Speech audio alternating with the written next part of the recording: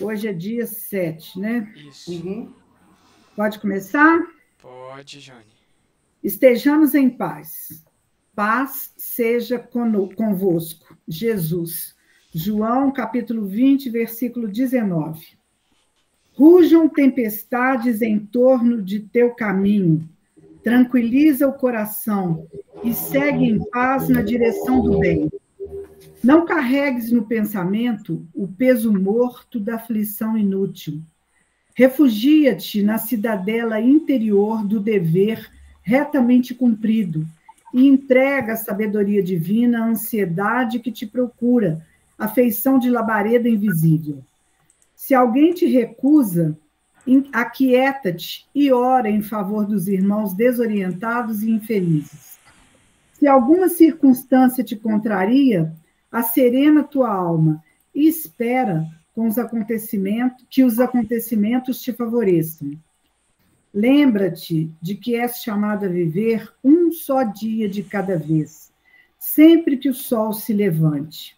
E por mais amplas se te façam as possibilidades, tomarás uma só refeição e vestirás um só traje de cada vez nas tarefas de cada dia. Embora te atormentes pela claridade diurna, a alvorada não brilhará antes da hora prevista. E embora te interesses pelo fruto de determinada árvore, não chegarás a colhê-lo antes do justo momento. A pretexto, porém, de garantir a própria serenidade, não te demores na inércia. Mentaliza o bem e prossegue na construção do melhor, como quem sabe que a colheita farta pede terra abençoada pela charrua. Sejam quais forem as tuas dificuldades, lembra-te de que a paz é a segurança da vida.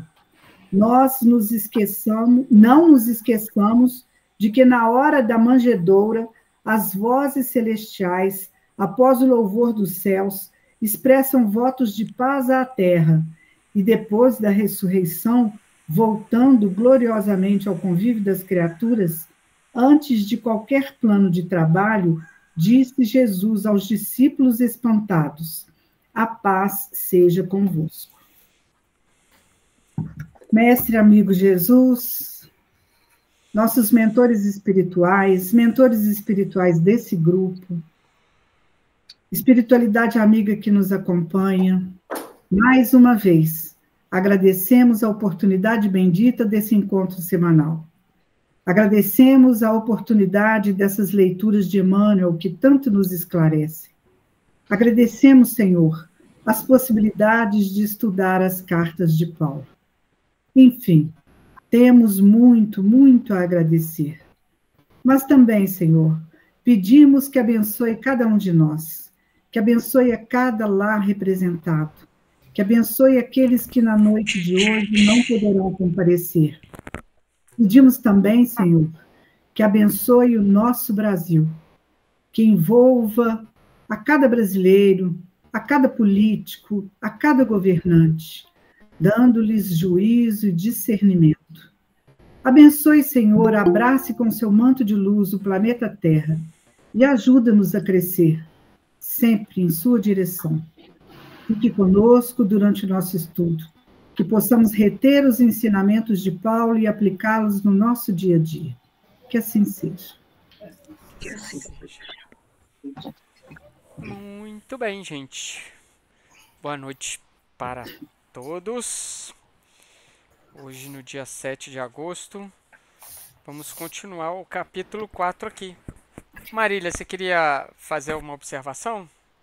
Eu queria voltar lá no 21, porque eu ainda não concordo que é esse vós que você disse na aula passada, seria, a gente substituiria por Deus. Então eu pesquisei em vários sites, até botei lá no grupo, né, os sites que eu pesquisei, achei inúmeras pesquisas e todos, esse vosso para mim é vocês mesmo. Por quê? Um deles fala assim, ó, o que queria o apóstolo Paulo dizer quando escreveu ao Coríntios? Tudo é vosso. Essencialmente, ele queria dizer que todas as coisas feitas ou providenciadas por Deus estão à disposição dos cristãos para o proveito deles. Eu entendi que tudo é de Deus, mas esse vosso aí é de vocês mesmos. Então, acho que um versículo, esses 3 versículos deveriam ser lidos juntos, porque explica depois o 22 e o 23, esclarece que tudo pertence a Deus. Eu entendi assim, ainda não concordo de substituir esse vosso aí por Deus, esse vós. Para mim é vosso mesmo, de vocês. Mas eu ainda não entendi ainda. Eu concordo com ela. Então, salva aí, Ana. Não, mas você está falando assim, por conseguinte, ninguém procure nos homens motivo de orgulho, pois tudo pertence. Aí você está falando que aqui seria vocês? Você. Vocês. Seria a plateia dos coríntios. E não Deus, não dá para substituir esse vós aí para Deus, é de vocês mesmo. Inclusive, aí tá 2 pontos. O que pertence a vocês? Paulo, Apolo, Cefas, a vida, a morte, as coisas presentes e as futuras. Tudo é vosso. Tudo é nosso. Paulo é nosso. Nós estamos aqui estudando o quê? Paulo. O mundo é nosso. As coisas presentes e futuras pertencem a nós. Mas tem que ser o quê? O bloco. Mas vós sois de Cristo. Por que de Cristo? Porque nós somos criadores no microcosmo, mas Cristo é o co-criador no macro. E Cristo pertence a Deus. Então, tudo pertence a Deus. Mas o vós é vocês, trazendo para o português nosso. Tudo pertence a vocês. Eu pensei assim também. Depois no 22... Por quê? Eu não estou entendendo assim. Eu falei alguma coisa diferente? Você falou que até aqui, ó, tudo pertence a vós, que esse vós é Deus. É referente a Deus, referente a Senhor. É referente, mas não dá para a gente substituir aqui. É nosso mesmo. Porque tudo que é nosso pertence a Deus, mas esse vós aqui é vosso, é de vocês. Eu com você, Marília, até porque lá no final do 23, ele fala, mas vós sois de Cristo, e Cristo é de Deus. Aí não faz sentido ser vós de Deus. Né? E aí no 22 eu achei um estudo que fala que essa passagem ensina sobre a comunhão e unidade que deve ser mantida entre os membros da igreja. Paulo aqui nos lembra que todos os dons, talentos e recursos que recebemos de Deus nos foram dados para edificar a igreja. Não devemos permitir que nossas diferenças nos dividam, mas que nos unamos para servir a Deus e ao próximo. Mas então, a primeira frase, por conseguinte, ninguém procure nos homens motivo de orgulho. Ou seja, por quê? Porque nada pertence a nós, tudo pertence primeiramente a Deus. Então, para mim, esse vós aí é Deus. Não, ele quer dizer que tudo... Pode falar, Ângela. Não, não é motivo de orgulho. Por quê? Porque tudo que tem aqui não é criação dos homens.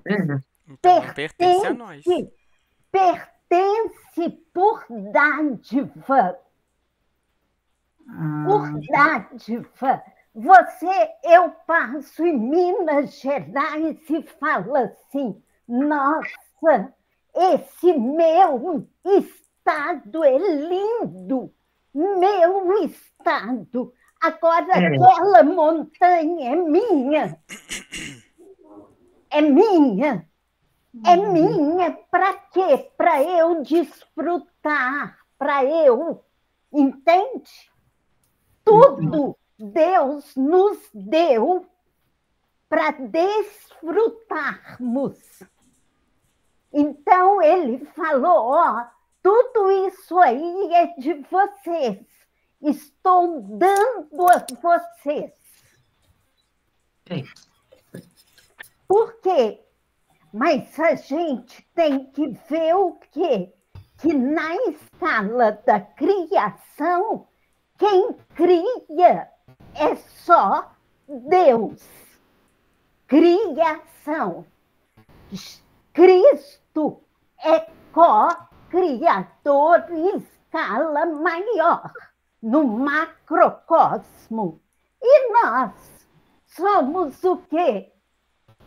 Co-criadores no micro, pequenino, usufruindo da co-criação divina, né, do Cristo e da criação divina.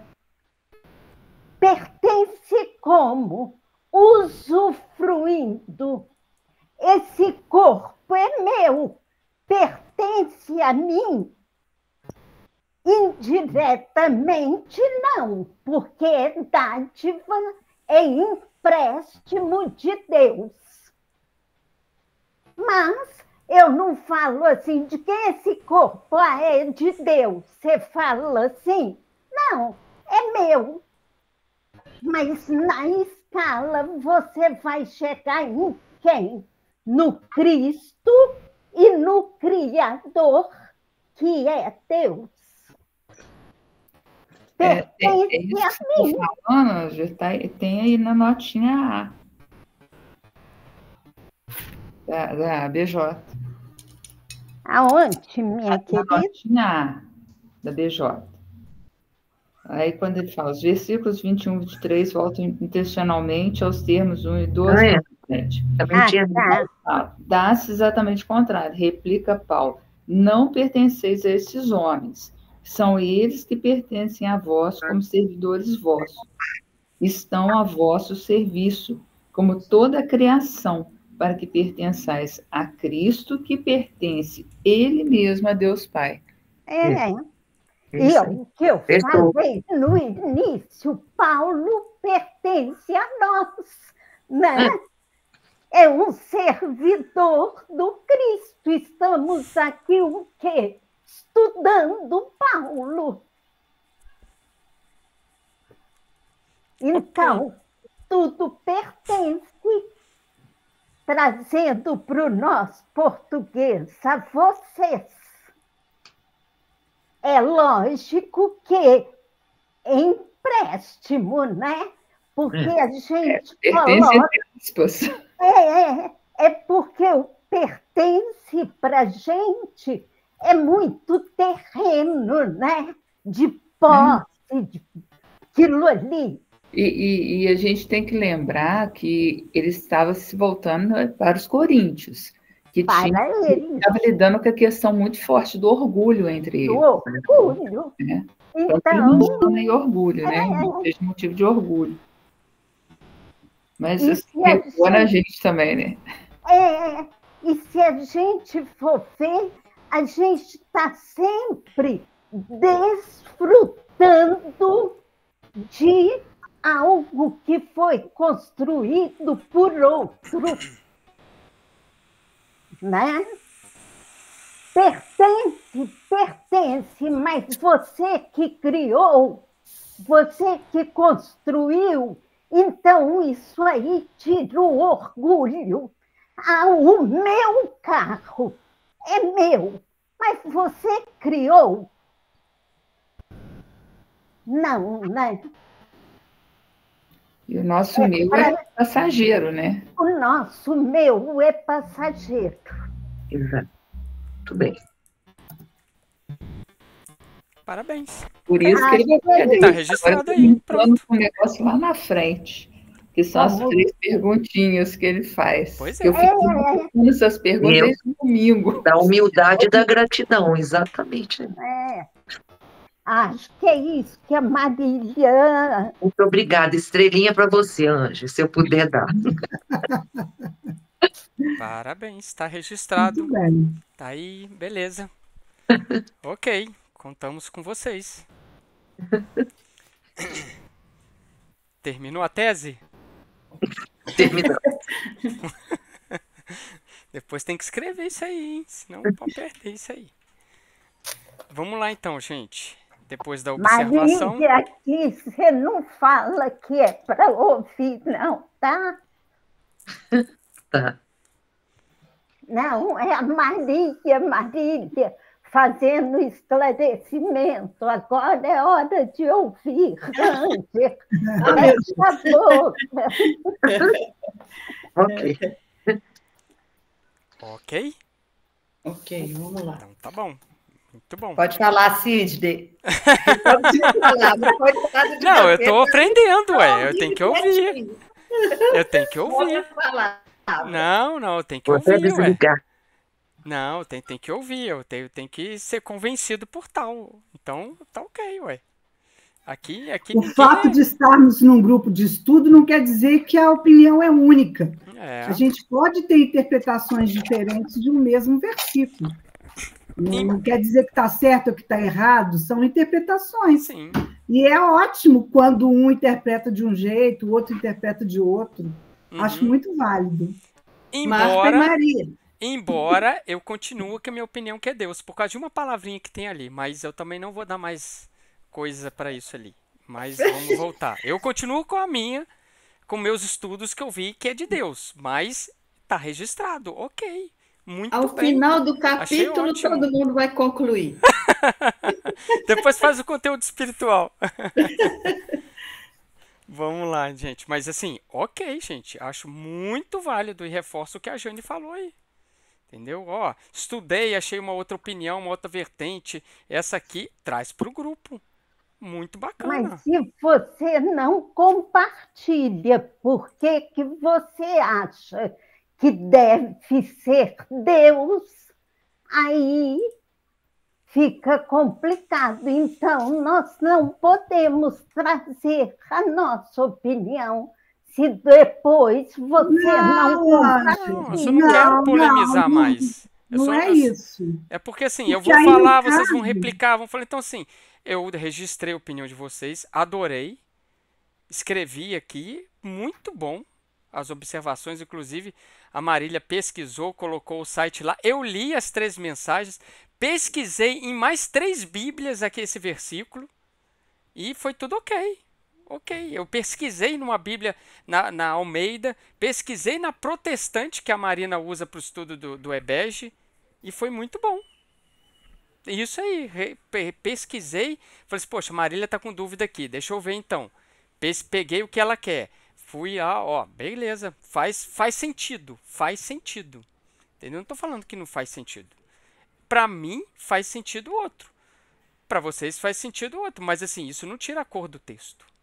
Isso não vai tirar o que Paulo está desejando que a gente faça, que a gente pertence a Deus e que antes a gente deva seguir a Cristo.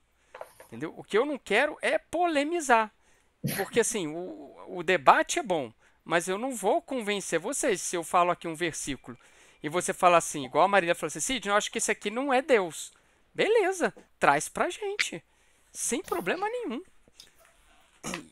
Só acho que aqui a gente não é polemizar. Todo mundo aqui é espírita. Entendeu? Eu só tenho uma palavrinha ali que eu gosto muito, eu acho que não dá para pertencer. Mas 50% de vocês falaram, 50% assim, eu agora estou 50% na opinião de vocês e 50% na minha. Então assim, eu já dividi. Não tem problema nenhum. E não é para não dar opinião, não. Até porque todo mundo sabe como que funciona esse grupo. Entendeu? Então, assim, não tem sentido nenhum. Vamos lá. No capítulo 4 que a gente parou, no versículo 7. Ok? Vamos continuar daí? E lembrando que aqui no versículo 6, Só para a gente contextualizar, a gente volta um pouquinho. Paulo, no versículo 6, no finalzinho, ele está falando assim, ó, e ninguém se ensoberbeça, tornando partido de um contra o outro. Então, assim, ele está continuando a falar, falou assim, ó, gente, não tem preferências, tá? Não tem preferências. Até dentro do que vocês falaram aí, todo mundo pertence a Deus, é o que a gente está falando, né? E todo mundo deve seguir o Cristo, aqueles que estão ali, tá? Então, aí ele vai fazer 3 perguntinhas que são excelentes para a nossa análise. Continuando no versículo 7. Pois quem te distingue? Que possuís que não tenhas recebido? E se recebestes, por que haverias de te ensoberbecer como se não o tivesse recebido? Só para terminar, tá? Vós já estáis saciados, já estáis ricos, sem nós, vós vos tornastes reis. Oxalá, de fato, vos tivesseis tornado reis para que nós também pudéssemos reinar convosco. Olha só, versículo 7. Paulo aí, ele está se dirigindo a quem? Aos que criam partidos dentro da igreja? A comunidade. Ele está dirigindo a todos ali. Por quê? As 3 perguntas são perguntas reflexivas para a nossa reflexão. A primeira, ele vira e fala assim, ó, quem te distingue? Ou seja, o que você é diferente dos outros? Quem te distingue? Não, você é igual a todo mundo para mim. Não estou vendo nenhum valor de vocês estarem seguindo Cristo. Não estou vendo nada valor de vocês estarem seguindo isso que vocês estão falando, não. Então, a pergunta é, quem te distingue? Porque se alguém te distingue, eu sou diferente da sociedade que eu vivo, eu sou diferente da sociedade que está invertendo os valores. Vocês falaram aí, a gente está numa sociedade de Corinto, que tem toda aquela perversidade. Mas se eu entro dentro, assisto uma reunião e saio e continuo daquela maneira tempo, ninguém está me distinguindo. Ninguém está fazendo nenhuma diferença comigo. Muito pelo contrário. Então, se eu estou naquela comunidade, ou se eu estou aqui, traz para os dias atuais, né? Estou praticando aí a honestidade, a caridade, a humildade, o zelo pelo próximo, né? Eu sou como todos.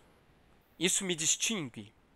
Ou então eu estou brigando com todo mundo, eu estou na violência, eu estou propagando fake news, eu brigo com todo mundo pela internet e vou... Eu estou sendo igual a todo mundo. Né? Uma pessoa que está constantemente em briga. É o que a maioria hoje em dia está. Então a pergunta é, o que o Espiritismo me fez diferente de um ano para cá? O que o Espiritismo me fez diferente de 10 anos, de 20 anos? Não sei. Aí conta o tempo de cada um.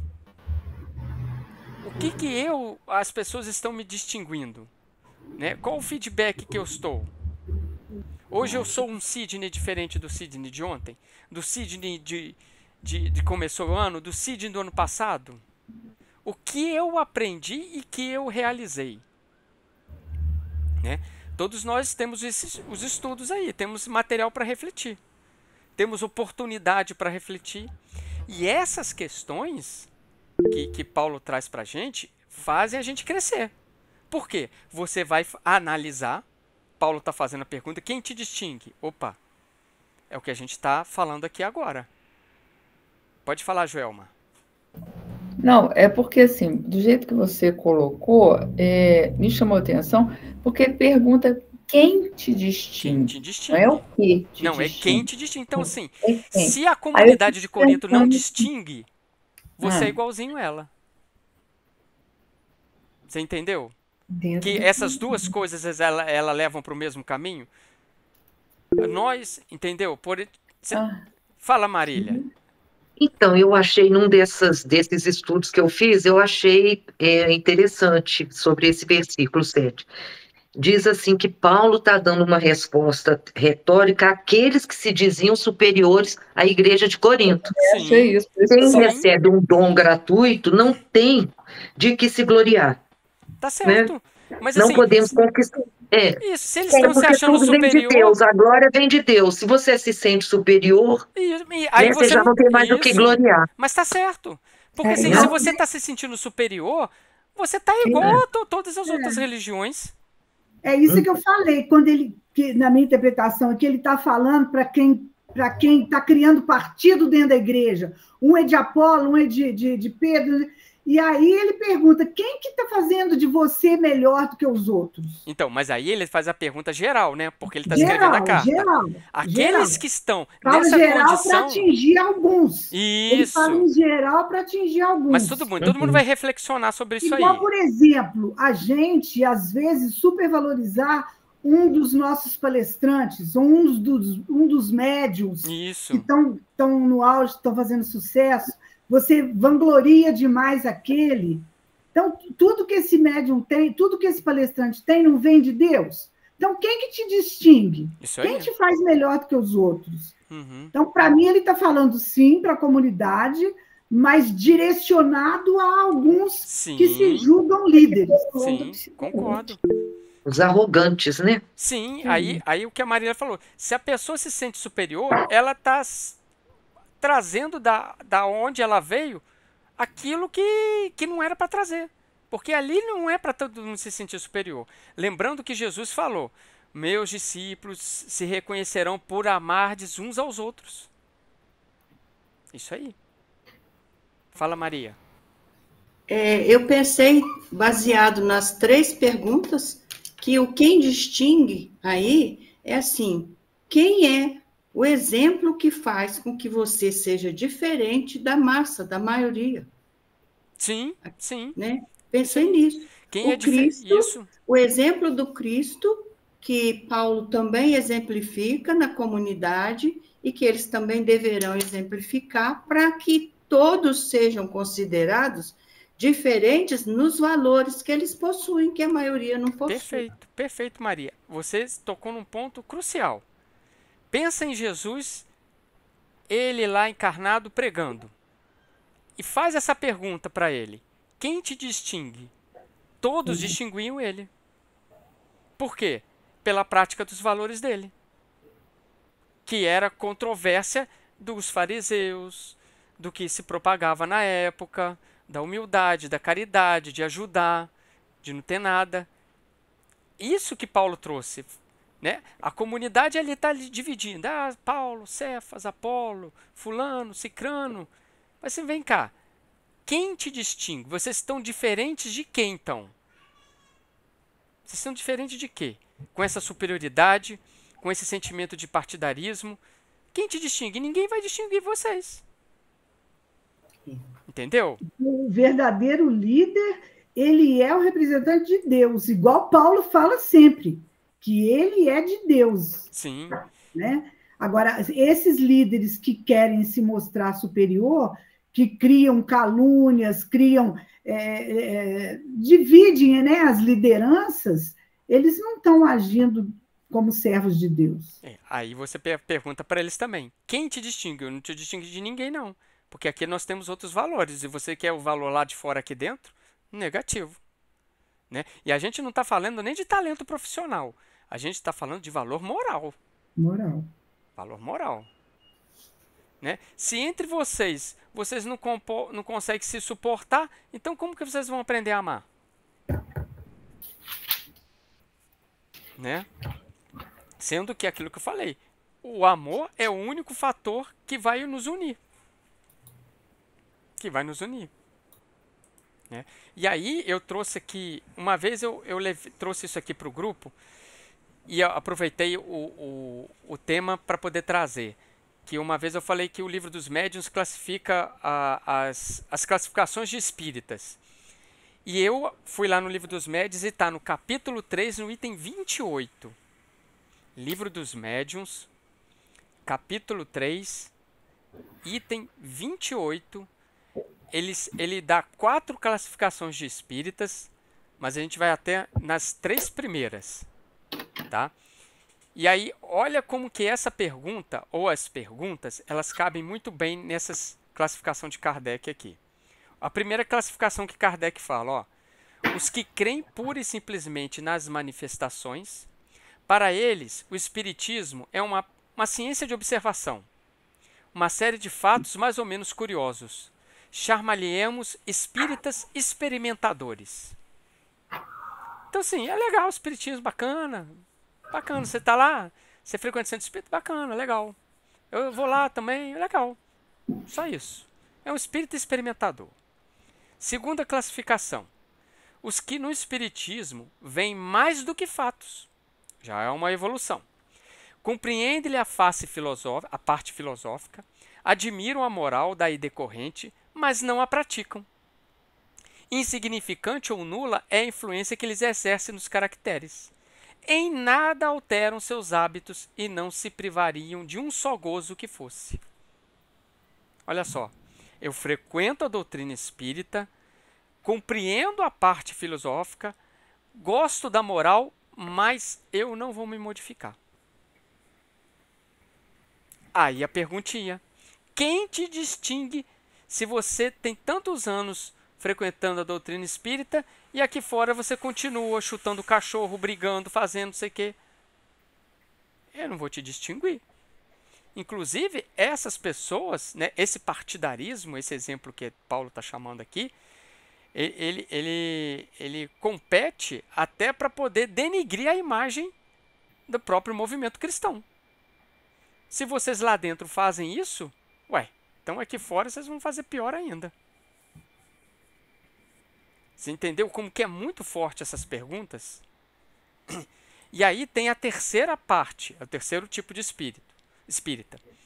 Os que não se contentam com admirar a moral espírita, que a praticam e lhe aceitam todas as consequências, convencidos de que a existência terrena é uma prova passageira, tratam de aproveitar os seus breves instantes para avançar na senda do progresso.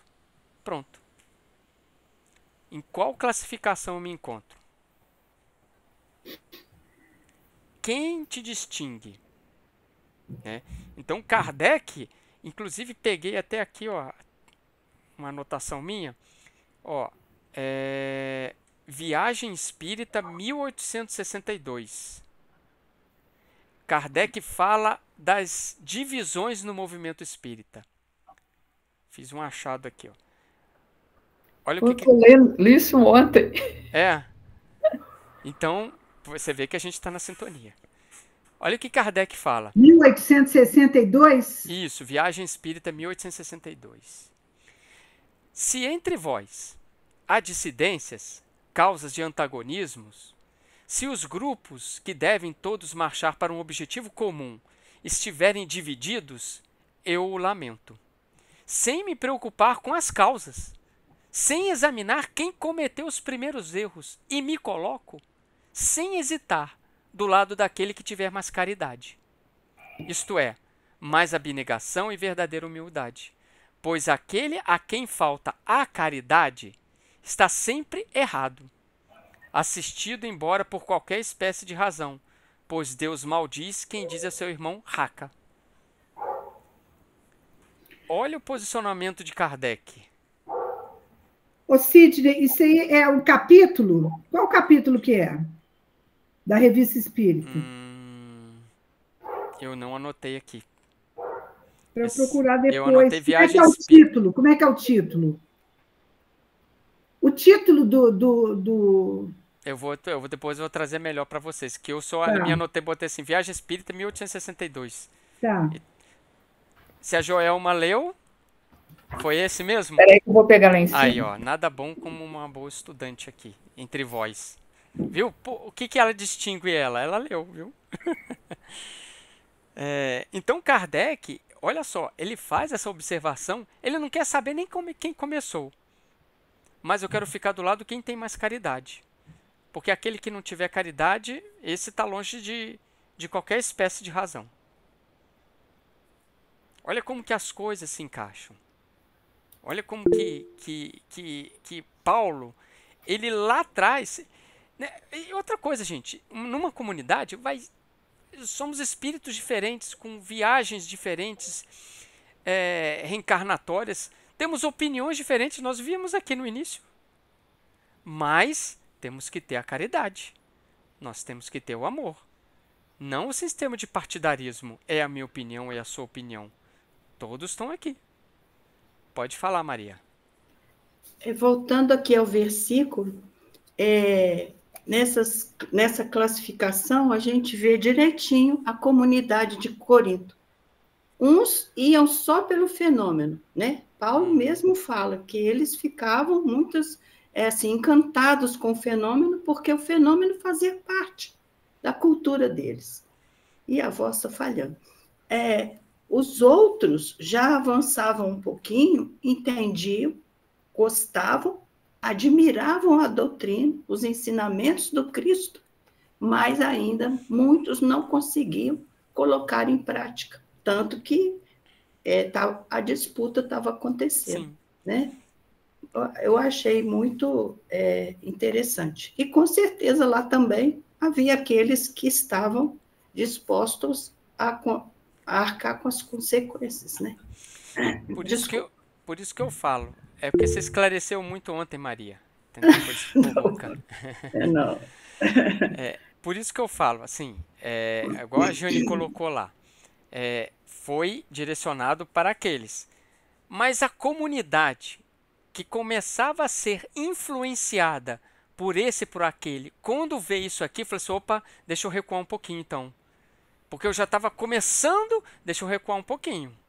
Né? Deixa eu voltar aqui. Não quero fazer parte disso não, porque o Paulo já falou aqui, já está chamando atenção, isso aí não é legal. Entendeu como que funciona?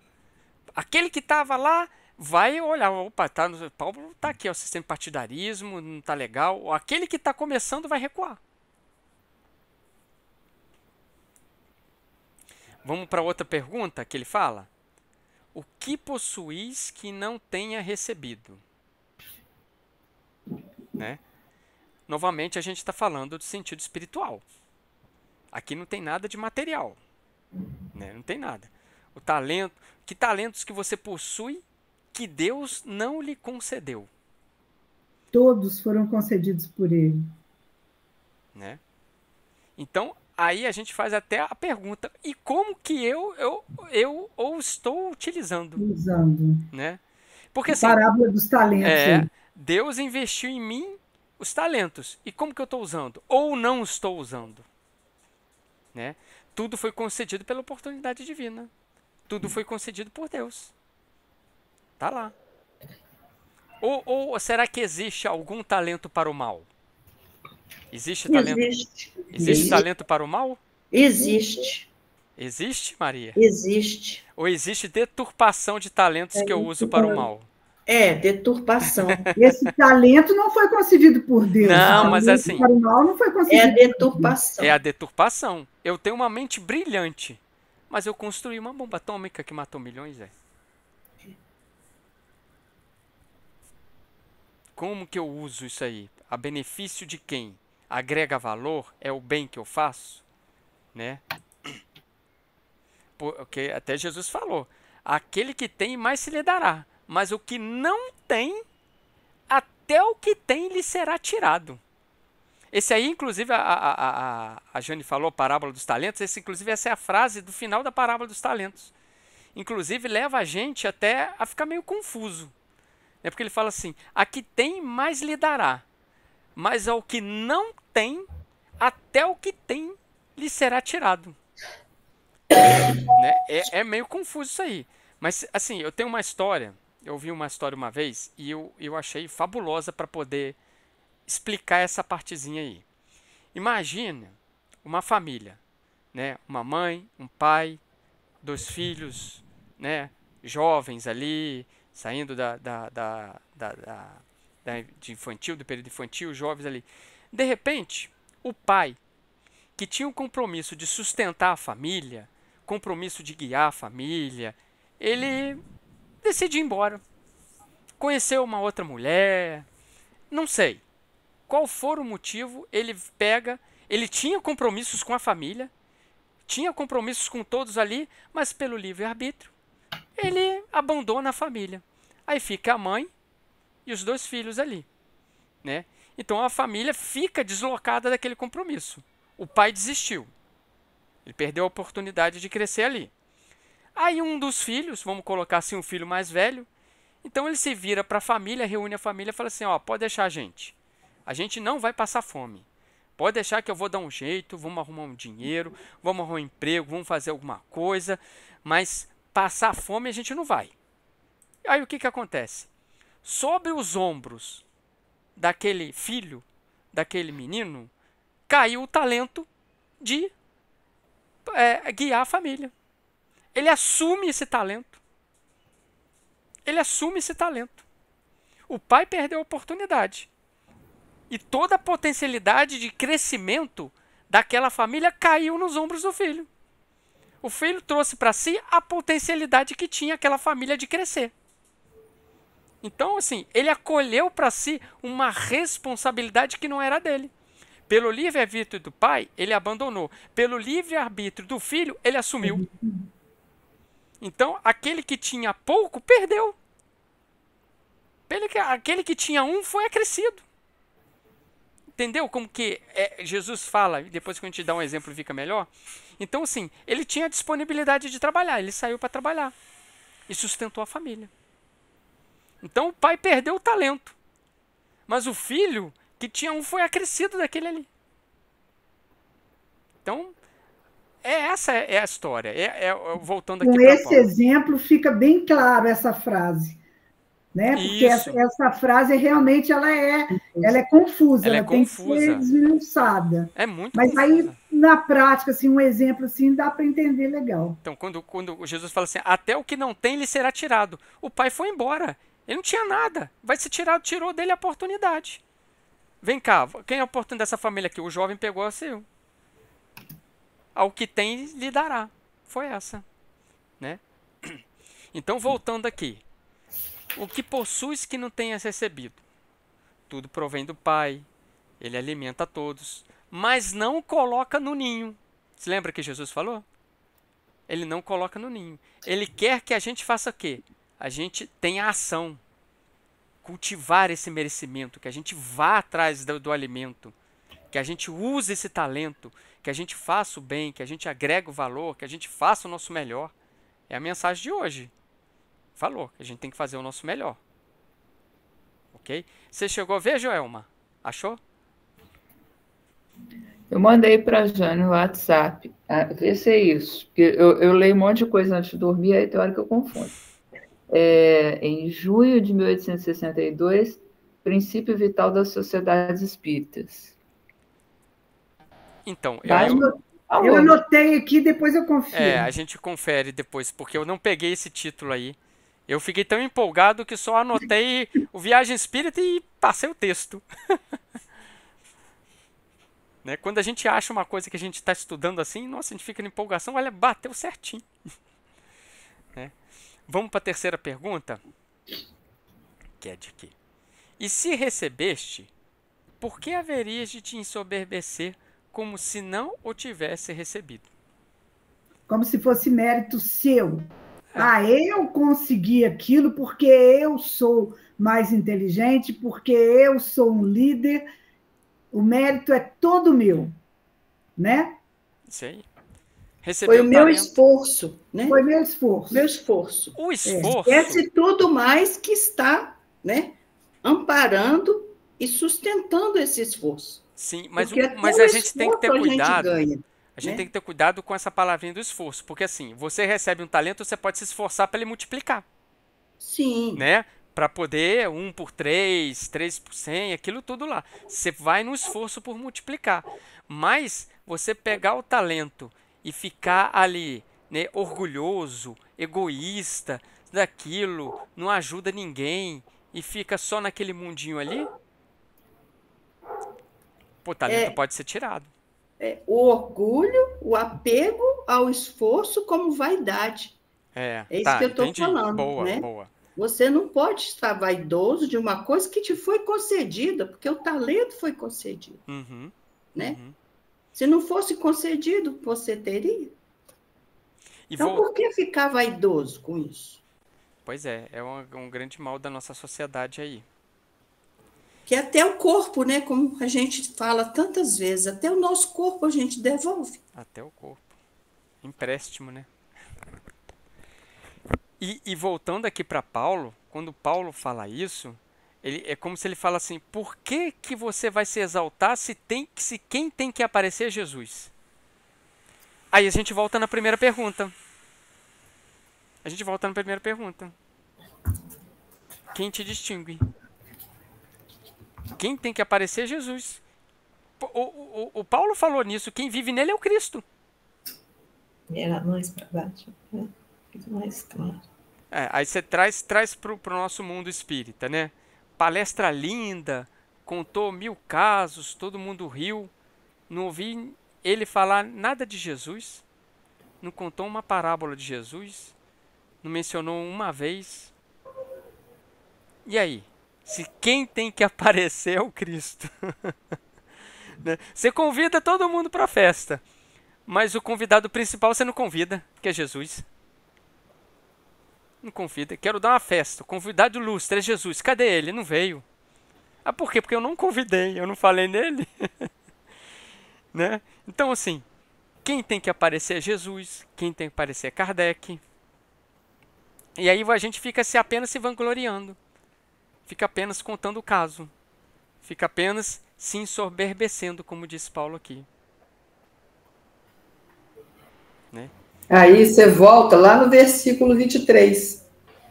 Tudo é vosso, mas vós sois de Cristo, e Cristo é de Deus. Encerra a conversa aí. Encerra, fechou. Pega a nota. Fechou.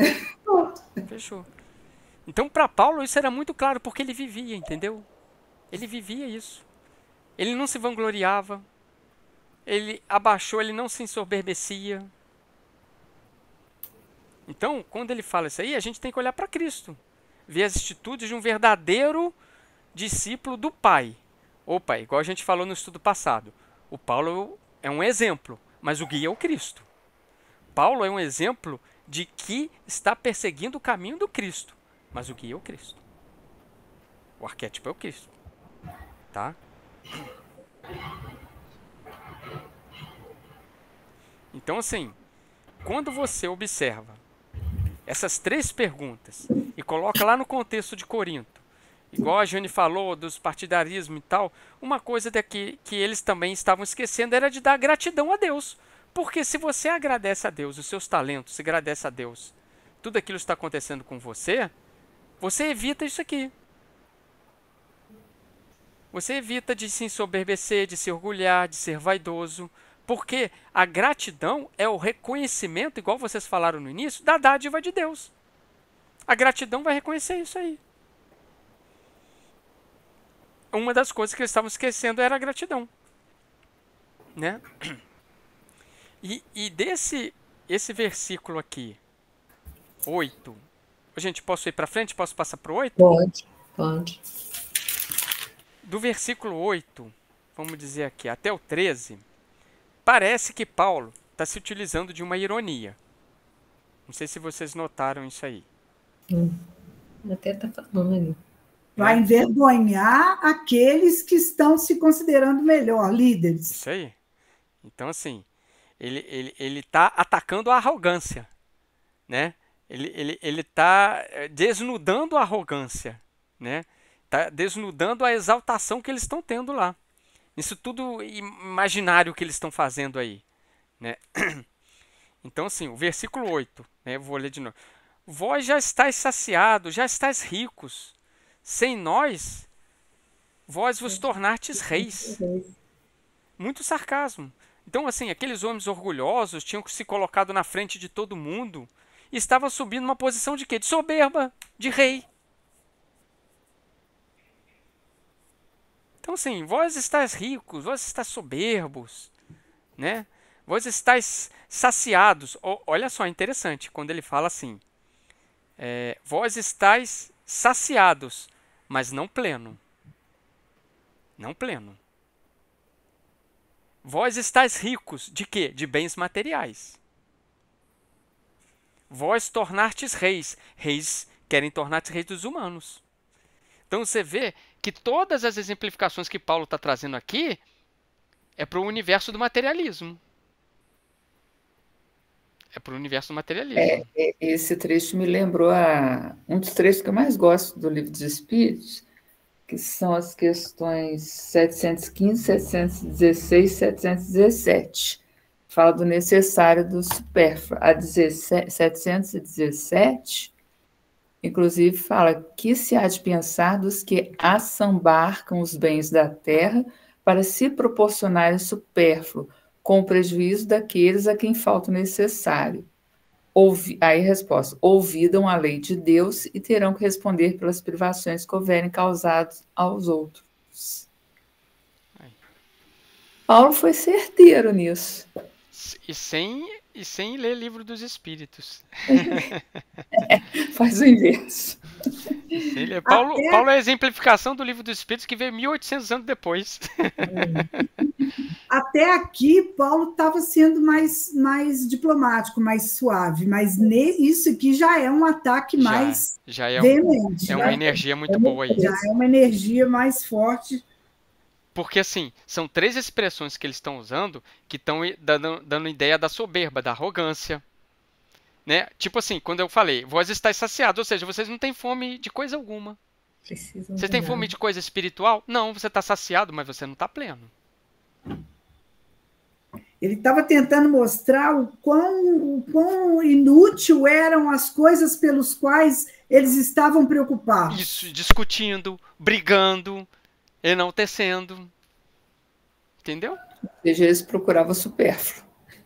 Não, e isso, dentro disso que a Joelma muito bem puxou aí, né, o Paulo está mencionando aqui, se você for analisar aqui, coisas transitórias do mundo. Rei, rico e saciado daquilo. Só que você fica... ser saciado é beber água do mar. Você vai precisar cada vez mais, você não fica pleno. Sendo que Jesus é a água viva. Então ele traz as coisas transitórias do mundo aqui. Ou seja, vocês estão brigando por coisas que não são úteis. A ilusão, ele só faltou falar com eles: gente, vocês têm muito mais que agradecer a Deus do que ficar nessa picuinha. Fica nessa só briga. Faltou desenhar. Ficar colocando essa divisão. E olha que Paulo está escrevendo uma carta. Imagina se Paulo estivesse falando na frente deles lá. Né? Quer dizer, olha que ele fala ainda assim: Oxalá, né, vos tivesse tornado reis para que pudéssemos fazer parte desse reinado. Ou seja, vocês já viviam no reinado fabuloso e perfeito para que eles, né, porque a gente não poderia desfrutar desse reinado aí. Esse aí, Paulo foi bem irônico aí, né? Bem danado aí. Aí no versículo 9, ele faz a marca de seguir Cristo. Julgo que Deus nos expôs, a nós, apóstolos, em último lugar, como condenados à morte. Fomos dados em espetáculo ao mundo, aos anjos e aos homens. Né?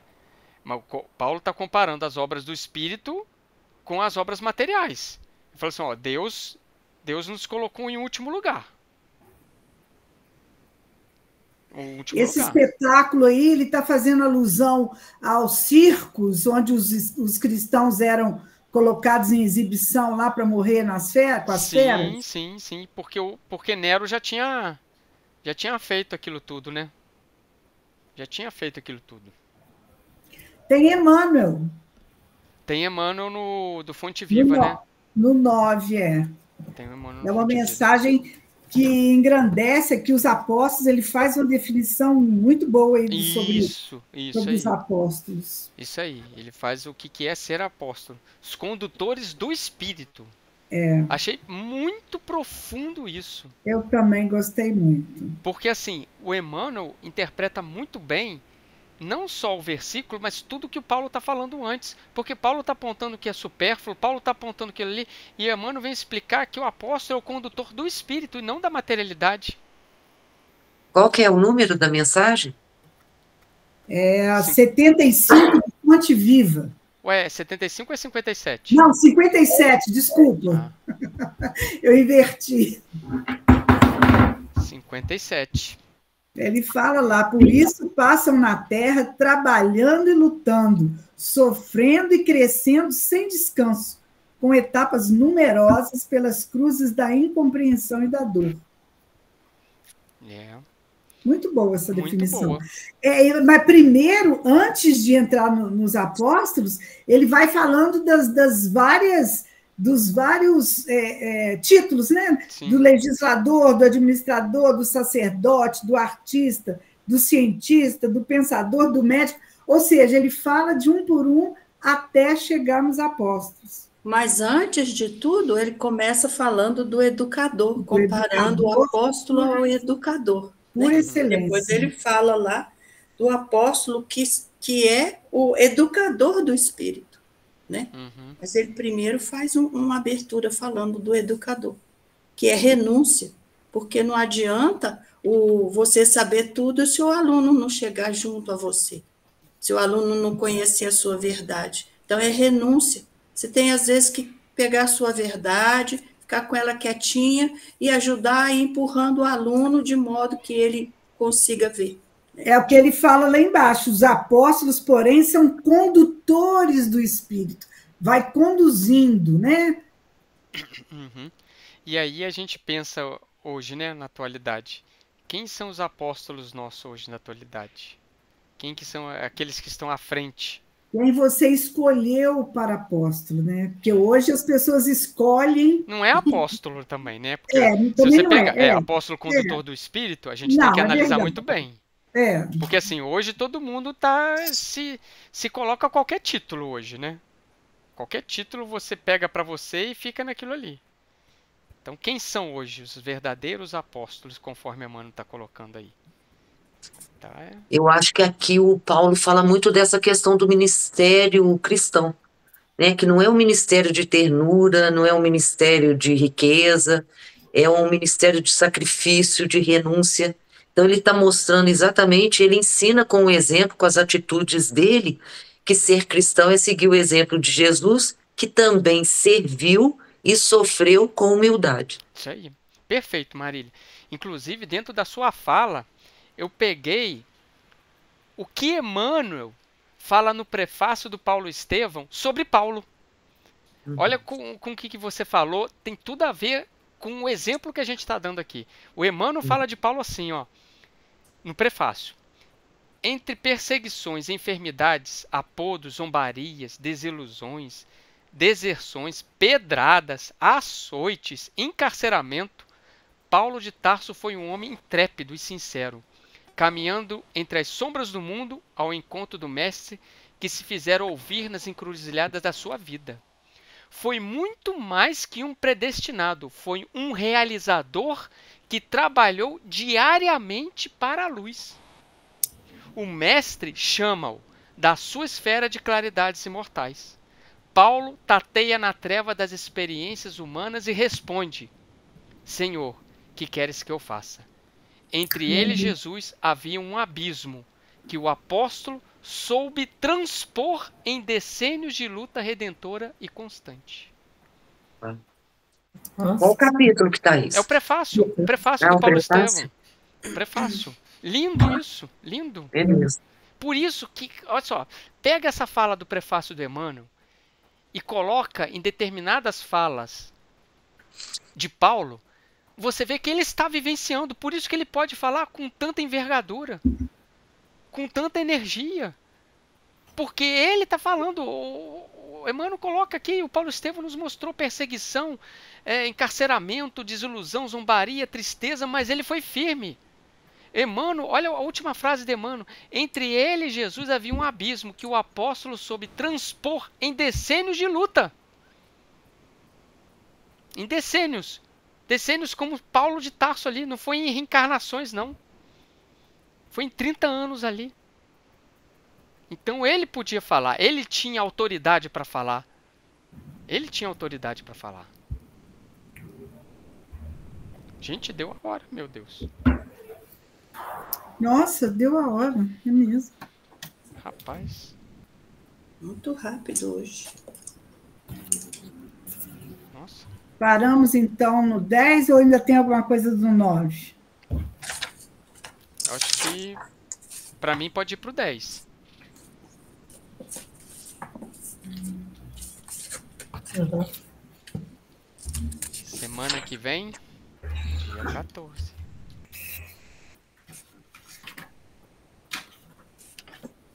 Ok?